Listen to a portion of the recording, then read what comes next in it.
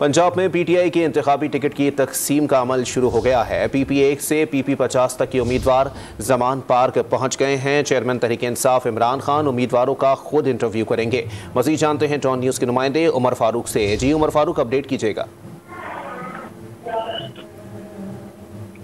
जी उमर। जी, पंजाब में पीटीआई की इंतखाबी टिकटों के तकसीम के मामले पर आज चेयरमैन तहरीक इंसाफ इमरान खान तमाम उम्मीदवारों का खुद इंटरव्यू करेंगे। जो इंटरव्यू हैं वो PP1 से PP50 तक के उम्मीदवारों के किए जाएंगे। सिक्योरिटी के पेश नज़र सिर्फ उम्मीदवार को दाखिले की इजाज़त जो है वो दी जा रही है। उम्मीदवार के हमरा किसी को भी अंदर जाने की इजाज़त नहीं है। तहरीक इंसाफ का कहना है कि ये अमल जो है 10 रोज़ के अंदर इंटरव्यूज़ का मुकम्मल कर लिया जाएगा और तमाम तर उम्मीदवार जो सूबाई असम्बली के हैं, जो टिकटें लेना चाहते हैं और तहरीक इंसाफ से निशान पर इलेक्शन लड़ना चाहते हैं, उनके इंटरव्यूज इमरान खान खुद करेंगे।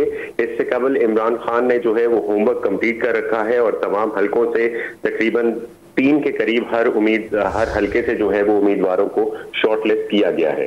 जी ठीक है, बहुत शुक्रिया उमर फारूक अपडेट करने के लिए।